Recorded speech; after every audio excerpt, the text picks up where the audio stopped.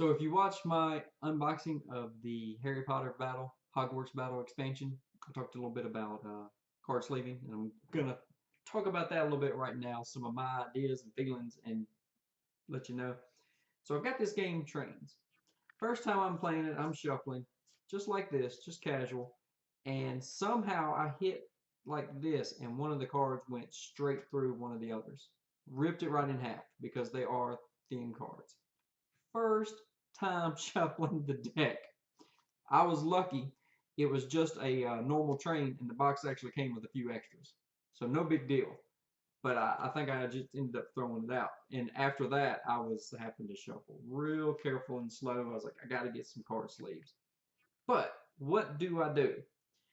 Now, something like this, okay, these you can find anywhere, easily, readily available, okay? And they do fit your standard card size. And they do come in a multitude of colors, okay? And these are relatively inexpensive. Boom. Okay?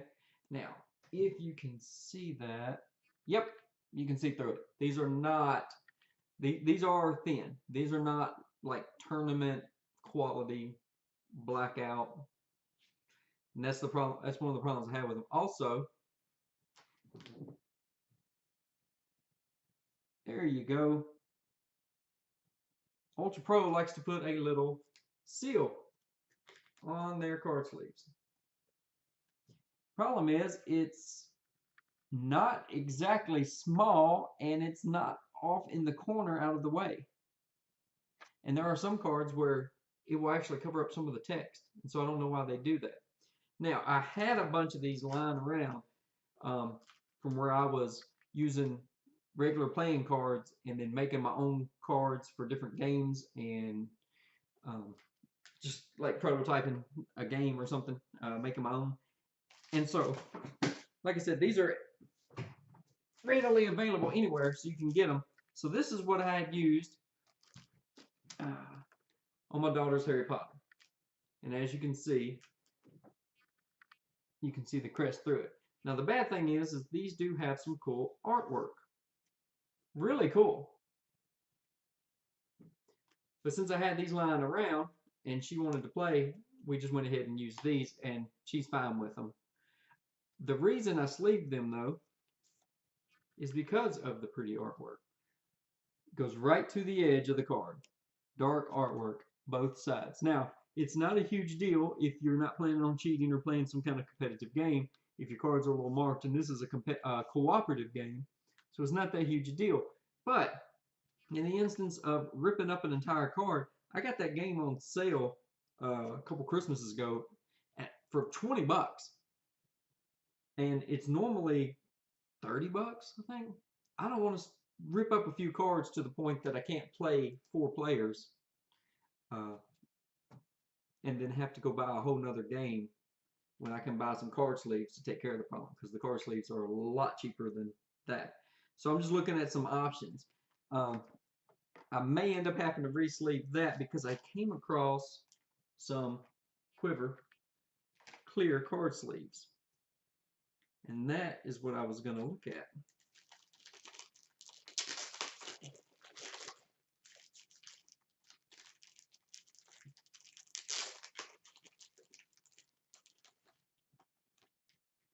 So now you can see the cool artwork. And there you go. See if you can see that at the top. It is a tiny bit. I like that. There's no card sticking out. You don't want that. And then it's not so much that it just folds over. Because these cards are thin and they have nice artwork that goes right to the edge, so you don't want to mess them up.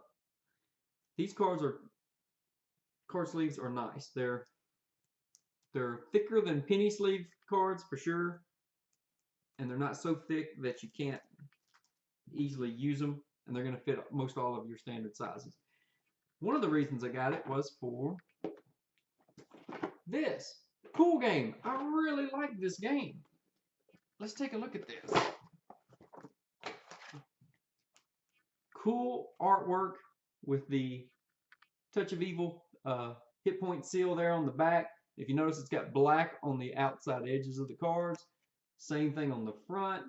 You can play this game cooperative or competitive. I really do not want to scratch this all up because, for one thing, that game's kind of out of print. It's hard to find. I don't want to go track down a whole new box, a whole new game to replace a few messed up ripped cards when I can just more easily do that.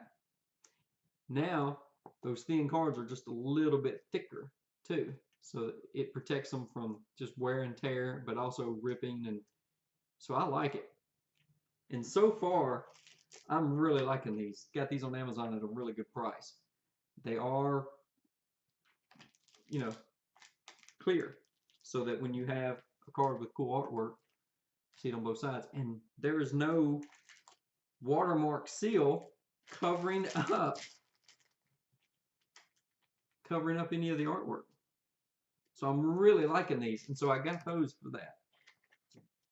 Then I picked these up. Now this is going to be way too big, but I wanted to see. Yeah. Now this is not a huge deal. You don't really shuffle these that much. And I guess if I had to, I could get a knife, heat it up, cut it. It might would seal it right there. But I'm not going to worry about it because these you don't really shuffle up. And even the monsters, there's only a few of them. Just carefully, randomly select them. But I was hoping I would just have a few of these left over that could work because I had gone on BGG and they recommended, hey, use these for Hogwarts, for your locations, for your enemies, because the enemies have that dark border. You can shuffle them. But I wanted to show you how much is left over and just how tight those are in there tight, to the point that it almost wants to bend the card, because these are thin cards. These are the swan sleeves right there. These are the ones that was recommended in a little survey or whatever that other people had used, and to me they're just a little too tight and too long. So I'm hoping I can find some cards that fit that better. I may have to, for now, just cut that off and use it, but it says it can also be used for these. You just cut off the excess. Well, great, except it's bending. I don't know if you can see that. It's bending the card because it's so tight. Such a tight fit. I had trouble getting this card all the way to the back. Yeah, you can see it's in there tight. It wants to bend the card. So it will protect it. I may continue looking into more options, but I have been having trouble finding. These are not the same size as, I can't even think of the name now, where I'll have to put a subtitle down there. But those square cards are smaller. Their corner comes to about here, so they're smaller. So I need to find something for those.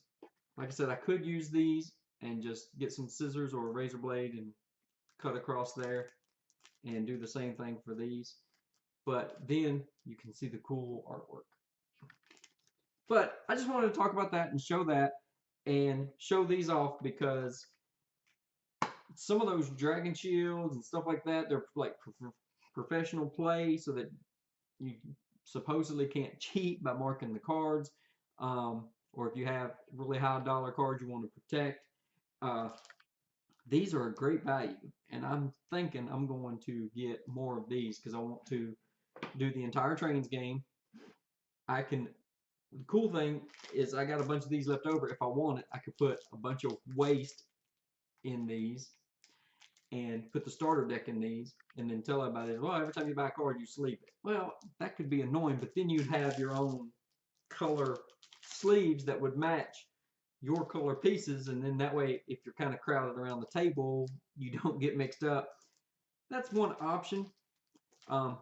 Plus, I hate to just get rid of all these card sleeves. I don't know what else I would do with them because I have a bunch of them. These are easily obtainable anywhere, and they do work, but maybe I could use something like this on the trains, where this game simply has the word trains on the back. So not really worried about the artwork. Most of the cards don't have a lot of writing, it's symbols. Let me see if I can find one. Symbols. So that little seal would be down far enough that it would be out of the way. You wouldn't have to worry about it. So I might could use those for something like that, and then use these cool new quiver sleeves for Harry Potter and Dark Gothic and some other card games. I just wanted to show that. I am not being paid to endorse those or anything like that. I just had it out. It was on my mind, and I've heard other people say, why go to the trouble of sleeving? I don't like the feel. Just go buy another copy if the game gets wore out. I've got games from the 70s and 80s that are still in pretty good condition because I took care of them, and we pull them out and play them. And something like this goes a long way to helping preserve those games, because this is a lot less expensive than hunting down an out-of-print game. So I just wanted to share my opinion on that. So far I'm liking these. Liking these a lot, and they're a good value. So, yep, that's it. Hopefully soon I can get some playthroughs of some of these games going for you guys. But thanks for watching, and have a great day, week, and see you again soon.